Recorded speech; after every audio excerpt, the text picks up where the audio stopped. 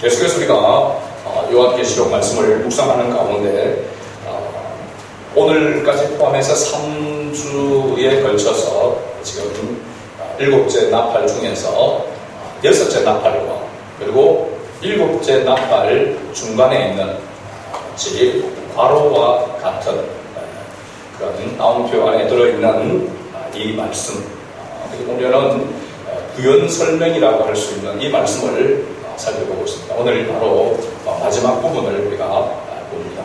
이 관료 안에 있는 말씀들을 생각할 때 제가 첫 번째는 왜 재앙을 내리시는가, 재앙을 내리시는 그 근본적인 이유가 무엇인지에 대해서 다시 더 분명하게 설명을 하고 있는 그런 부분을 우리가 먼저 살펴봤고, 그 다음에는 주께 권세받은 두 증인이라고 하는 제목으로 말씀을 나누었습니다. 지난 주일날 우리가 특별히 두 증인, 붉은 베옷을 입고 1260일 동안, 그리고 달로 계산하면 몇 달이죠?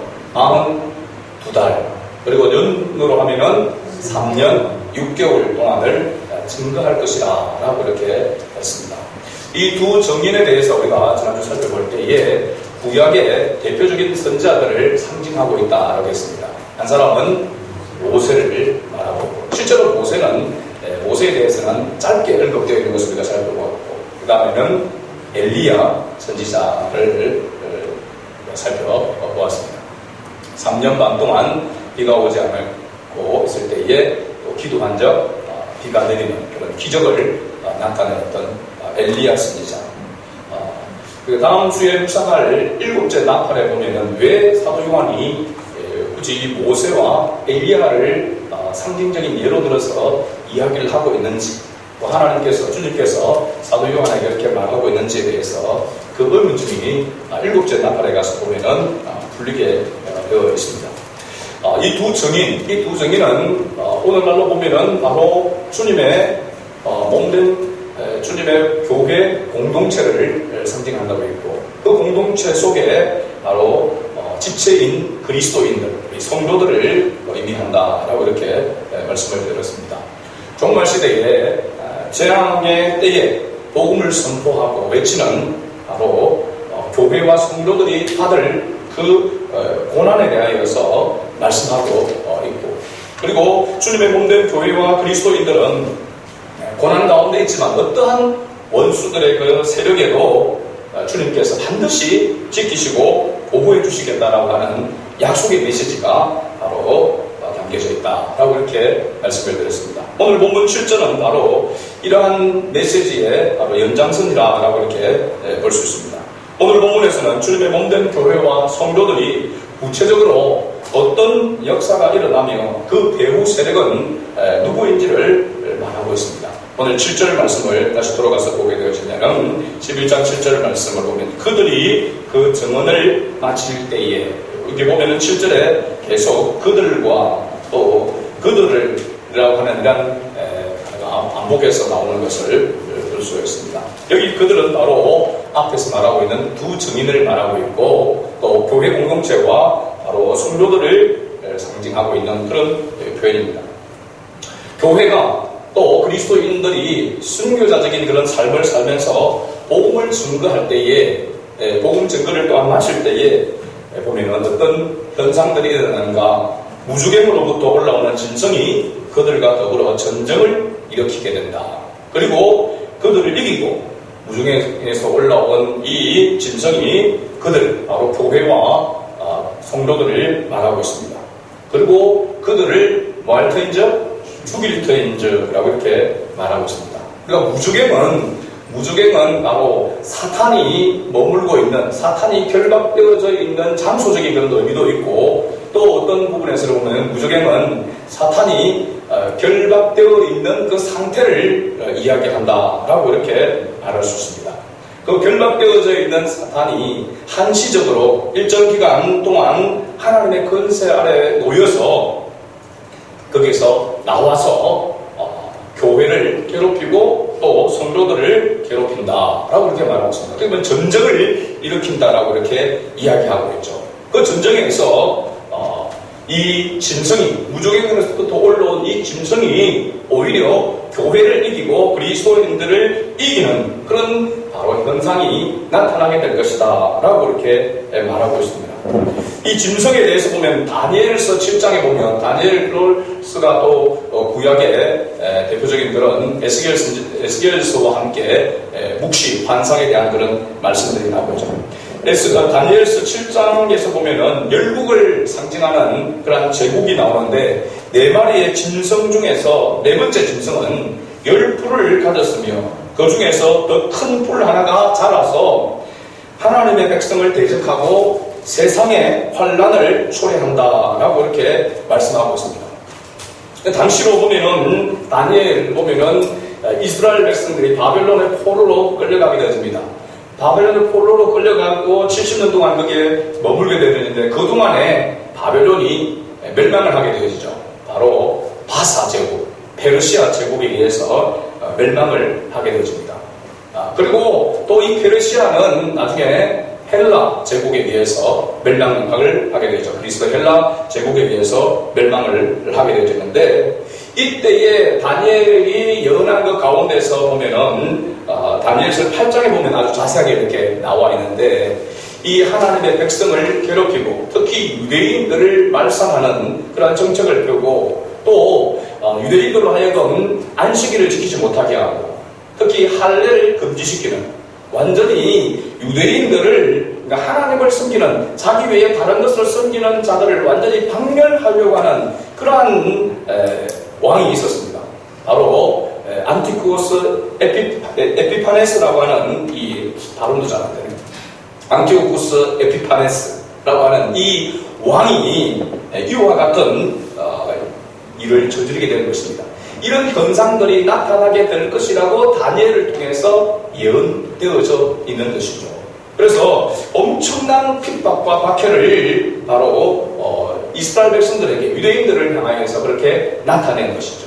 바로 그 당시로 다니엘 당시로 보게 되어지면 이 안티쿠스 에피파네스가 바로 즉 그리스도 작은 이 뿔로 상징되어지는 그런 왕조로 나타나게 되어집니다. 이 부분은 지금 사도 요한에게서의 보게 되어지면 어느 제국입니까? 로마 제국이죠. 헬라가 로마에서도 멸망을 당하게 되었죠. 로마 제국 아래에 놓여있는 가장 그리스도인들이 또 유대인들이 많이 핍박을 받았던 것이 바로 네로 황제 때였습니다. 그렇죠? 네로 황제 핍박, 네로 황제는 대표적인 그런 박해자였고 그 외에도 엄청난 박해를 받게 되어졌습니다. 그래서 이런 사람들, 이런 왕, 이건 바로 그 배후에 누가 역사하고 있느냐? 바로 적 그리스도가 사탄이 역사하고 있다는 것을 말하고 있습니다. 그래서 이런 사람들을 바로 적 그리스도라라고 이렇게 이야기하고 있는 거죠. 어떻게 보면 자기의 어떤 야망, 자기의 권력, 그것을 위해서 그들이 전쟁을 일으키고 그렇게 억압하고 박해하고 하는 그런 모습 가운데 있지만 실제적으로 보면 그 배후에 적 그리스도 사탄의 역사가 있다라고 하는 사실입니다. 예를 들어서 네로 황제뿐만 아니라 히틀러와 같은 이런 사람, 무솔로니, 그렇죠?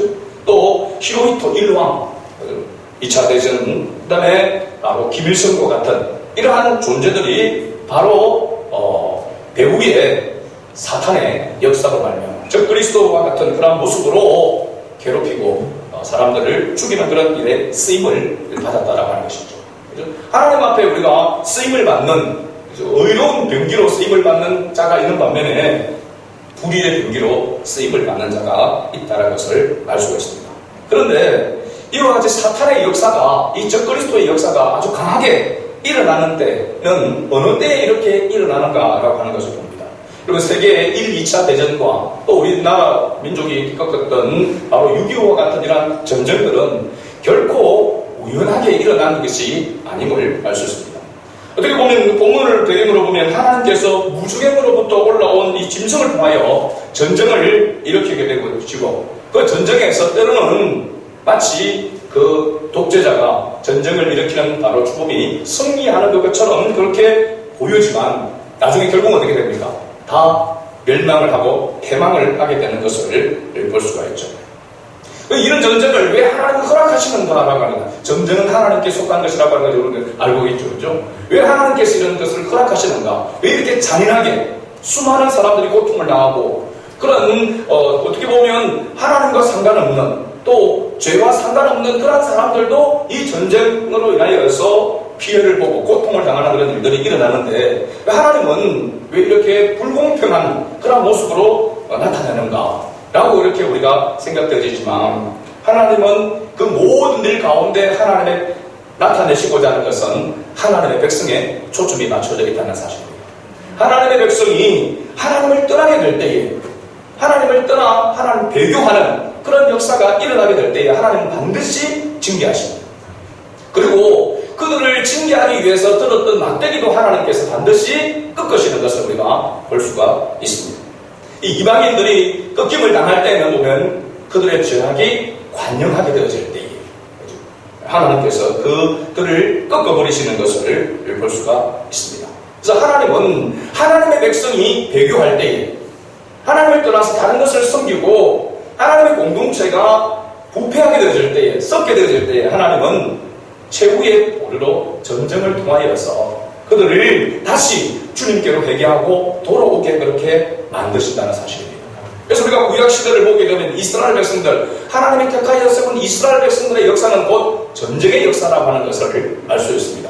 수없이 많은 그러한 하나님의 징계를 받았던 이스라엘 백성들의 그 역사를 보죠. 마치 우리나라와 비슷한 그런 모습을 갖고 있습니다. 지정학적인 그런 위치도 그렇고 우리나라가 그럼 왜 이렇게 외세의 침입을 많이 받고 이 열국 가운데 끼어서 이 낀 땅에서 어려움을 당하는가 라고 지금 와서 이렇게 생각해 보면은 여러분 우리나라 이 민족처럼 하나님의 큰 은혜를 입어서 성장되어지고 또 그보다도 교회가 이렇게 세워지게 되어지고 수많은 선교사 미국 다음으로 선교사를 파송하고 하는 이런 민족이 지구상에 대한민국에 없다는 것입니다. 그리고 보면 하나님께서 왜 그렇게 우리 이 민족을 이렇게 고난과 고통의 연속 속에서 이렇게 우리면 단련하고 훈련시켰었는가?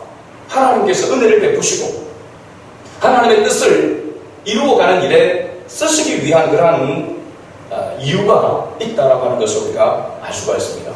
6.25 때도 마찬가지고 거의 멸망의 직전 가운데서 부산에서 초량교회에서 그때 목회자들과 성도들이 모여서 나라를 위해서 기도하며 그렇게 나아갈 때 하나님께서 그러한 긍휼을 베푸셔서 이 땅을 다시 회복시켜 주신 그런 은혜가 있는 줄로 믿습니다. 우리가 이러한 것들을 그냥 우연찮게 그게 우리가 기독교인이니까 그렇게 그냥 해석을 하고 그렇게 생각하는 거지만 우리가 성경의 모습을 보면서 성경에서 하나님께서 역사하시는 모습을 보게 되어지면 이러한 일들은 그냥 이루어지는 것이 아니라고 하는 사실입니다. 그래서 하나님의 백성을 하나님이 연단하실 때에 그때 당시의 모습을 보면 너무나도 그리스도인들은 또 교회 공동체는 처참하고 정말로 아무런 능력이 없는 것처럼 어쩌면 이 코로나 시대에 교회의 모습과 같은 모습이라고 할 수 있습니다. 요즘 교회가 얼마나 세상으로부터 그죠? 이 교회가 교회로서의 그런 모습을 드러내지 못하고 그런 인정을 받지 못하고 그리스도인들이 그리스도인다운 그런 모습으로서 인정을 받지 못하는 그런 모습 가운데 있잖아요. 그죠? 그러면 마치 하나님이 살아계시지 않는 것처럼 모든 종교는 다 똑같다라고 하는 것이 그냥 사람들이 그렇게 인식되어질 정도로 그죠? 그와 같은 모습 속에 있습니다. 이것은 우연히 이와 같은 일이 일어난 것이 아니에요. 우리가 하나님 앞에서 바로 서지 못하고 하나님의 뜻 가운데 바로 서지 못하는 까닭 때문에 이와 같은 일들도 일어나고 있다라고 하는 것을 우리는 자각해야 된다는 것이죠. 이런 상태에 놓여있을 때에 교회 공동체가 또 그리스도인들이 마치 아무런 능력 없는 것 같고 하나님의 은혜가 없는 하나님의 역사하심이 없는 것 같은 이와 같은 모습이 보일 때에 누가 좋아하고 즐거워하느냐? 바로 이방인들입니다. 하나님을 알지 못하는 그러한 자들은 이러한 모습을 보면서 즐거워하고 기뻐하게 되는 것이죠. 그럼 오늘 본문 10절 말씀을 보게 되어지면 11장 10절 말씀을 같이 읽어봅니다. 이 두 선지자가 땅에 사는 자들을 괴롭히려 한 거로 땅에 사는 자들이 그들의 죽음을 즐거워하고 기뻐하여 서로 예물을 보내리라 하더라. 그들의 죽음이 누굽니까? 바로 두 증인, 교회 공동체, 그리스도인들이 힘없이 그 권력 앞에, 그 힘 앞에 한가하지 못하고 나약한 그런 모습으로 있는 그 모습을 보면서 그들이 희낙낙거렸다는 사실입니다. 여기 예물을 서로 보냈다라고 하는 것은, 서로 예물을 보냈다라고 하는 것은 그 문화 가운데서 그들이 정말로 기뻐하고 즐거움이 있을 때에 서로 이 선물을 주고받으면서 그 기쁨을 만끽했다라고 하는 그런 모습입니다. 그 당시의 문화 가운데 그런 것들이 있다라고 하는 것이죠. 얼마나 저 하나님이 유일신이라고 하고 하나님이 자기의 주인이시라고 했던, 그렇게 믿는 그 민족이, 그 공동체가 저렇게 힘없이 저렇게 나약한 모습으로, 그죠? 그 모습을 보면서 그들은 희낙낙하면서 서로 선물을 주고받으면서 기뻐하고 즐거워했다는 것입니다. 한마디로 이야기하면 교회가 조롱거리가 되어지고 그리스도인들이 철저하게 조롱과 멸시를 받는 그런 모습을 이야기하고 있습니다. 계속해서 8절을 보게 되어지면 그들의 시체가 바로 두 증인의 시체를 말하고 있습니다. 큰 성길에 있으리니 그 성은 영적으로 하면 소돔이라고도 하고 애국이라고도 하니 곧 그들의 주께서 십자가에 못 박히신 곳이라. 두 증인, 큰 성, 여기 큰 성은 어디를 이야기하고 있는가? 이 상징적인 의미라고 하는 것을 우리가 알 수가 있습니다. 바로 두 증인이 상징하는 것이 교회와 성도들을 말한다고 한다면 이 큰 성은 무엇을 상징하는가? 요한계시록 14장 8절 그리고 16장 19절 여러분 찾지 않아도 됩니다. 18장 2절을 보게 되면 이 큰 성이라고 하는 단어가 나오고 그 뒤에 나오는 단어가 또 있습니다. 뭡니까? 큰 성 바벨론이요. 바벨론. 큰 성 바벨론이요. 이 큰 성이라고 하는 상징적인 그 의미가 바로 무엇을 뜻하고 있느냐 하면 바벨론을 뜻하고 있다는 사실입니다. 바벨론. 그런데 이 바벨론, 큰 성 바벨론 영적으로 하면 무엇이라고요? 소돔과 애국이라고 이렇게 이야기를 하고 있는 것이죠. 사도 요한 당시에 이 큰 성 바벨론은 바로 뭘 상징합니까? 로마 제국을 말하고 있습니다. 지금 이게 요한계시록이 그리스도인들, 어떻게 보면 숨어있고 지하에 숨어서 하나님을 섬기는 그 그리스도인들을 위해서 상징적인 그런 의미로 쓰여있다는 것을 알 수 있습니다. 그래서 바벨론을 이야기하고 있는 것은 그들의 역사 속에 실제로 있었던 것을 예를 들어서 이야기하면서 그 사도 요한 당시에 이 메시지를 받는 그리스도인들은 어느 제국을 생각하는 겁니까? 로마 제국을 생각하고, 바벨론을 생각할 때에 로마 제국을 생각합니다. 바벨론이 무너졌던 것 같이 로마 제국도 반드시 무너지게 될 것이다 라고 하는 것을 이야기하고 있는 것이죠. 자, 하나님께서 재앙을 내리시는 이유 가운데에서 첫 번째가 바로 하나님의 백성이 배교할 때에, 하나님을 떠나서 다른 것을 섬기게 될 때에, 그 다음에는 두 번째는 이방인들의 죄악이 관영할 때라고 했습니다. 그래서 이 8절에 이 큰 성 바벨론을 바로 소돔과 애국이라고 이야기하고 있는 것은, 소돔과 뭡니까? 짝을 이루는 것이 고모라죠. 소돔과 고모라를 대표해서 지칭할 때에 소돔이라고 이야기합니다. 이 소돔과 고모라는 어떤 죄악으로 관영해서 그들이 유황불로, 하나님의 유황불로 심판을 받았습니까? 동성애입니다. 동성애. 그래서 소돔이라고 하는 이 단어 자체가 동성애라고 하는 그런 의미를 가지고 있습니다. 소돔과 고모라가 하나님의 심판을 받게 되었던 것은 그들의 죄악이 관영했기 때문에, 차고 넘쳤기 때문이다 라고 그렇게 이야기합니다. 이 소돔과 애국을 통틀어서 이야기할 때에 보면은 내적인 문제와 외적인 문제를 이렇게 볼 수 있습니다. 내적인 문제는 하나님과의 관계 속에서의 배교의 역사, 하나님을 떠나서 다른 것을 섬기는 바로 음행을 이야기하고 있는 것이죠. 이 음행은 윤리와 도덕적인 그런 음행을 초월해서 하나님을 떠나는 배교를 이야기하고 있습니다. 영적인 음행을 이야기하고 있는 것이죠. 이러한 모습이 어떻게 보면은 교회 공동체 안에서, 그리스도인 안에서 일어날 수 있는 그런 모습이라고 할 수 있다면, 바로 이 애국은 무엇을 상징하고 있는가?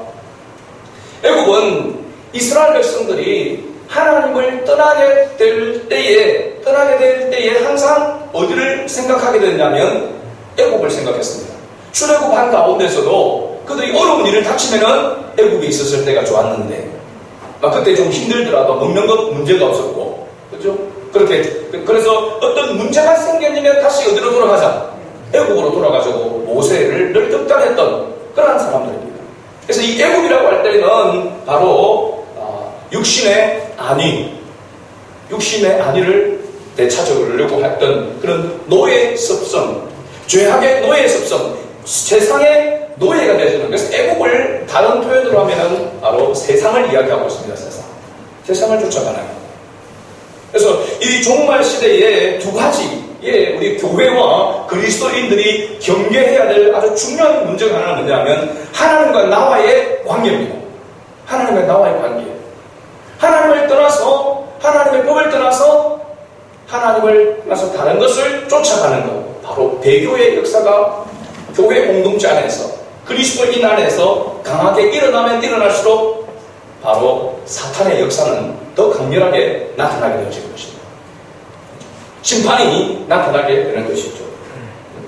여기에 이 두 가지에 걸려 넘어지게 되어지면 개인이나 가정이나 교회나 국가나 민족이나 다 하나님의 징계를 받게 되어 있습니다. 이것이 성경에서 말하고 있는 심판의 이유입니다. 이스라엘 백성들을 볼 때도 마찬가지고 이스라엘 백성들의 이 공동체가 하나님의 징계를 받을 때마다 항상 하나님께서 그들에게 강조한 것이 뭐냐면 여호와께로 돌아오라. 너희가 가던 길에서 돌이켜 내게로 돌아오라. 하나님의 법을 떠났던 너희가 하나님의 법 아래로 통치 아래로 다시 돌아오라고 이렇게 말하고 있습니다. 그렇죠? 돌아와서 하나님의 법을 순종하고 살아야 된다라고 이렇게 강조하고 있는 것을 우리가 볼 수 있습니다. 그래서 우리가 이 마지막 시대를 살아갈 때에 우리 그리스도인들이 항상 경계해야 될 것은 하나님과 나와의 관계입니다. 또 힘들고 어려운 일이 있을 때마다 애국으로 돌아가려고 하는 세상의 방법으로 세상의 것으로 돌아가려고 하는 이 부분을 경계하지 않으면 하나님의 징계가 임할 수밖에 없다라고 하는 것을 우리에게 가르쳐 주고 있습니다. 사도 요한 당시의 모습을 보게 되어지면 하나님의 백성이 하나님을 떠나게 되어지고 하나님 앞에서 정말로 합당치 못한 그런 모습 가운데 있을 때에 하나님께서 이런 이 징계의 벌을 내릴 때에 얼마나 비참했는지 모릅니다. 그들이 정말로 오늘 이 본문 가운데서 보면 시체가 큰 성길에 있었다라고 이렇게 이야기합니다. 죽으면 그 시체를 장사를 해야 되잖아요. 장사하지 못하도록 그냥 길거리에 버려둔다는 겁니다. 유대인의 문화에 있어서 이 시체를 밖에다가 버려둔다는 것은 가장 수치스럽고 부끄러운 그런 일이라고 이야기합니다. 그런데 그런 모습들을 보면서 세상 사람들은 낄낄거리고 웃으면서 즐거워하면서 서로 선물을 주고받는 그런 모습이 있다는 것이죠. 바로 큰 성 바벨론이라고 하는 이 말과 같이 사용되어지는 오늘 이 10절 본문에 나오는 사람들이 누구냐면 땅에 사는 자들을 이야기합니다. 땅에 사는 자들. 이 땅에 사는 자들은 한마디로 이야기하면 하나님의 영이 없는 자들. 우리가 요한계시록에서 살펴보면 이 재앙의 대상이 누구를 향했습니까? 이마에 하나님의 인침을 받지 아니한 자들. 이 자들을 말하고 있습니다. 사탄의 앞잡이가 되어서 잠깐 동안은 마치 그들이 승리하는 것처럼 그들이 이기는 것처럼 보여집니다. 그래서 그들은 그것을 보면서 즐거워하고 기뻐했다라고 하는 것입니다. 이런 오늘날도 마찬가지입니다. 교회와 그리스도인들이 세상과의 싸움에서 일시적으로 패하는 것처럼 보일 때가 많습니다. 그럴 때 온갖 조롱과 멸시를 당하게 되죠. 웬만한 사람들은 야, 이 교회 하나님이 정말 살아계시는가, 그죠? 의심이 들 정도로. 그래서 많은 사람들이 이런 가운데 하나님을 떠나게 되죠. 아마 이 코로나19를 통해서 모든 목회자들도 그렇고 많이 염려하고 걱정하는 그런 부분들은 많은 사람들이 교회를 떠나가게 될 것이다. 이참에, 그죠? 교회를 떠나가게 되는 그런 일들이 일어나게 될 것이다. 왜냐하면 왜 하나님 앞에 기도해도 왜 교회에서 자꾸 코로나 확진자가 생겨나고 왜 교회가 세상을 영향력을 선한 영향력을 끼치는데 오히려 교회가 세상의 근심 걱정거리가 되는 이런 모습을 보면서 낙심하고 절망하는 그런 모습을 가지게 되는 것이죠. 그러면서 그 지금 일시적인 이 상황을 바라보지 못하고 바르게 알지 못하고 눈에 앞에 보이는 것만 생각하고 떠나게 되는 것이죠. 마치 교회가 힘이 없고 하나님이 살아계셔서 역사하지 않는 것처럼 그리스도인들이 아무런 그런 힘도 없고 무능한 것처럼 그렇게 보여지는 것입니다. 그러나 여러분 11절을 보십시오. 11장 11절 말씀입니다. 같이 읽어봅니다. 3일만 후에 하나님께로부터 생기가 그들 속에 들어가며 그들이 발로 일어서니 구경하는 자들이 크게 두려워하더라. 아멘. 오늘 여러분 제목이 무엇인지 아십니까? 반전의 은혜입니다. 반전의 은혜. 그러면 3일 반 후에 이것은 앞에 나왔던 3년 6개월이라고 하는 이 말과 대비가 되는 그러한 단어입니다. 3년 6개월 동안은 재앙이 내리는 그런 기간이라고 했습니다. 그렇죠? 그 기간은 여러분 고통당하는 기간이 3년 6개월이면 깁니까? 짧습니까? 긴 기간을 이야기하고 있는 거죠.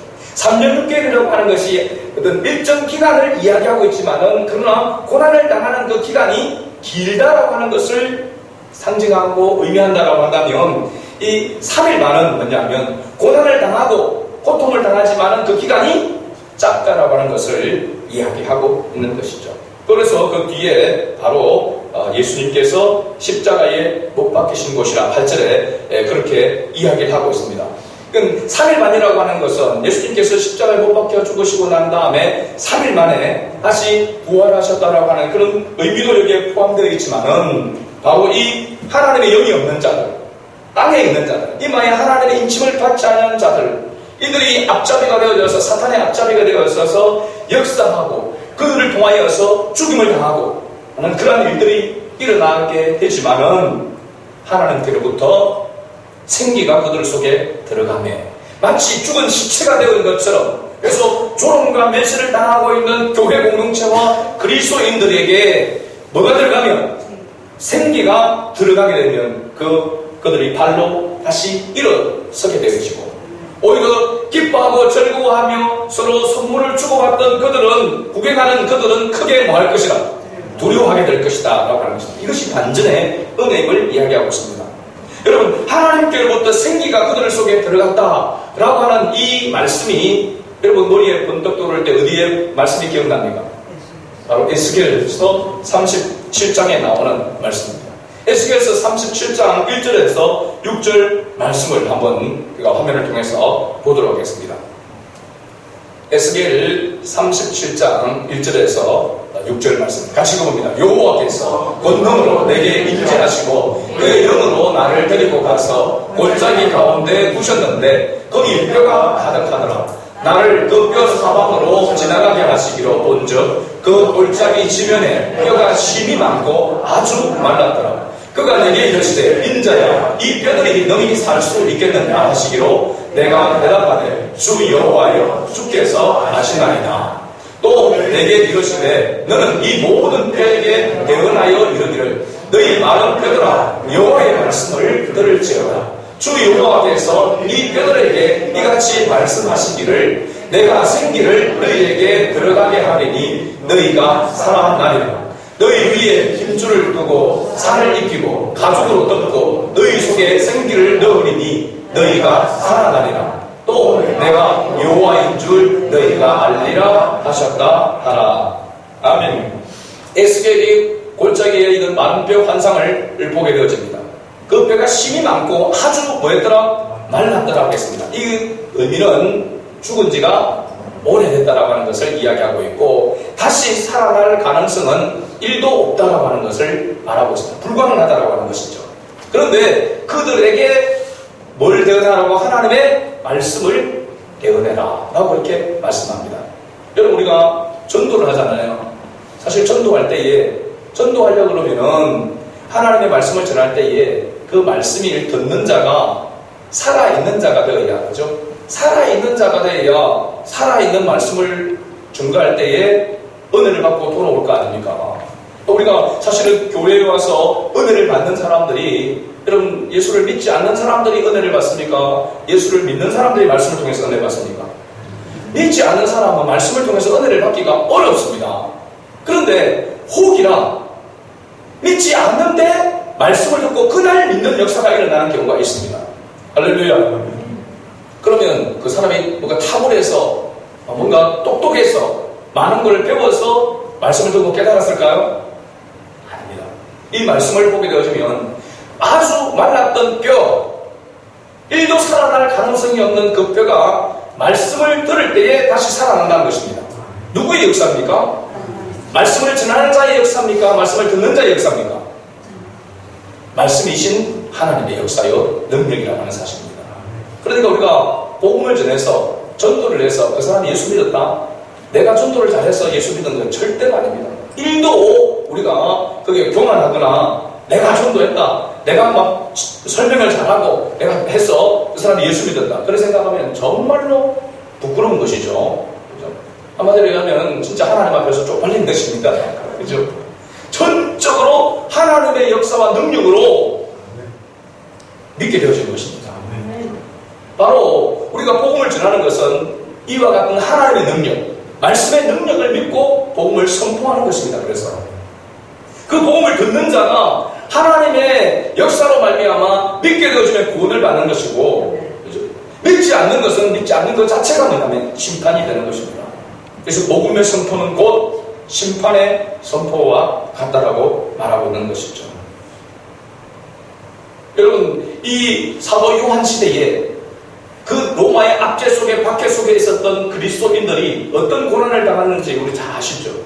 하도 많이 들어가지고 짐승의 밥이 되어지고, 원형 경기장에서 짐승의 탈을 씌워서 맹수와 싸우게 만들어서 그 짐승의 밥이 되게 만들고, 그렇게 죽은 시체들을 밤에 불을 밝히는 그런 기름으로 짜서 기름으로 밝혔습니다.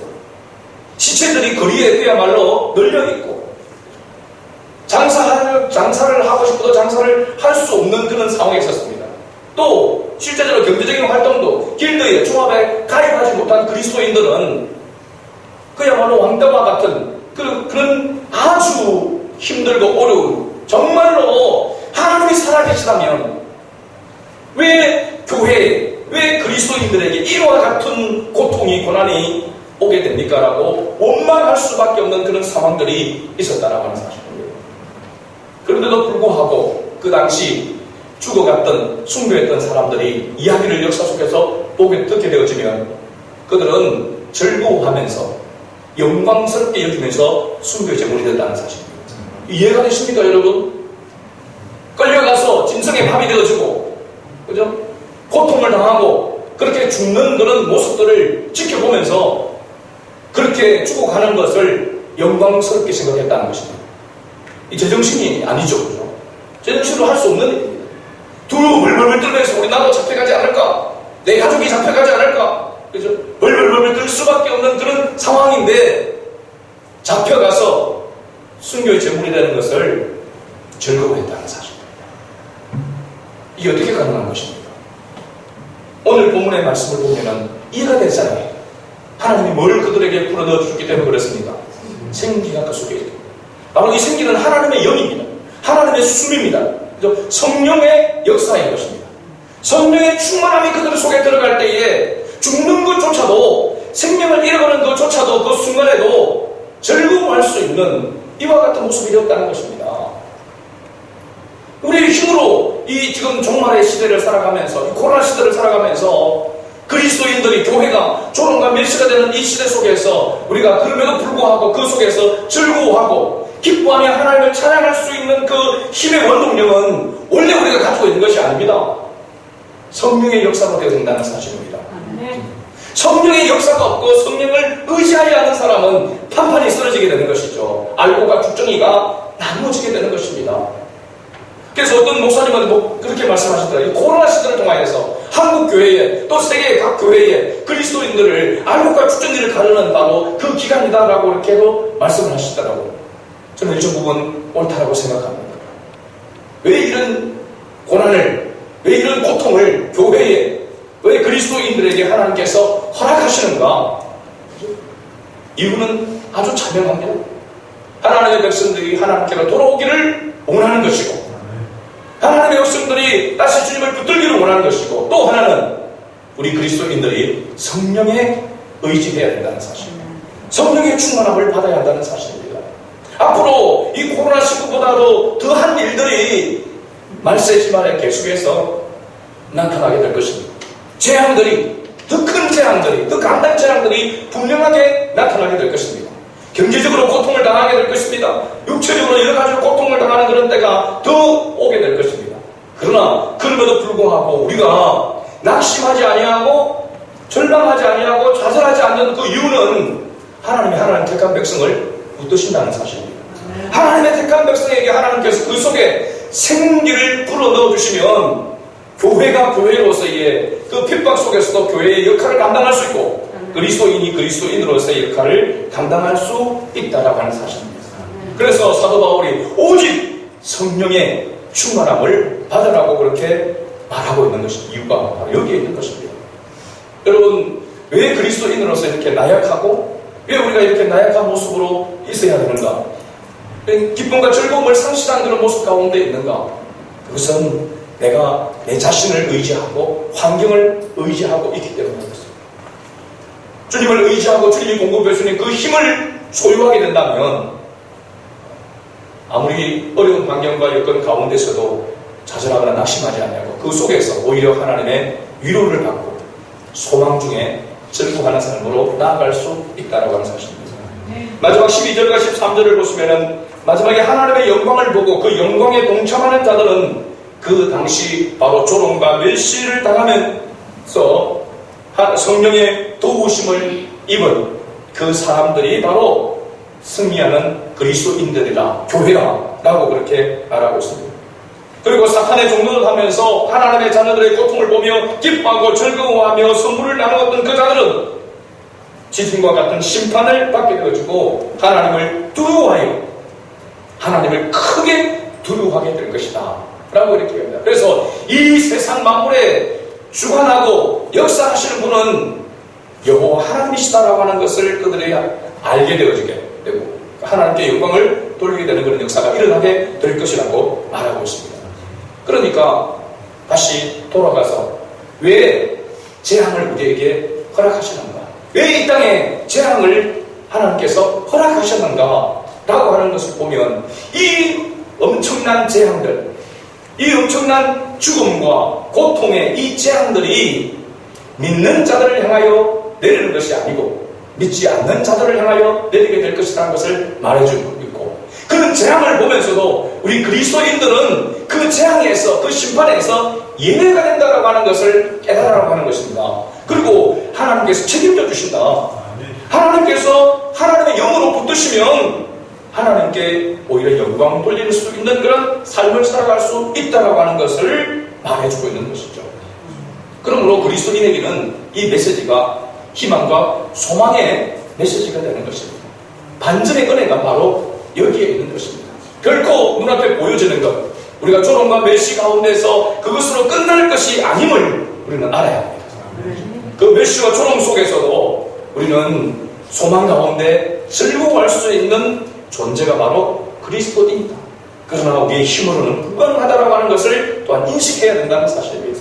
온전히 하나님을 붙들고 온전히 하나님의 말씀을 사모하고 그분을 의지하며 나아갈 때에 우리는 이 반전의 은혜를 맛보며 살아갈 수 있는 줄로 믿습니다.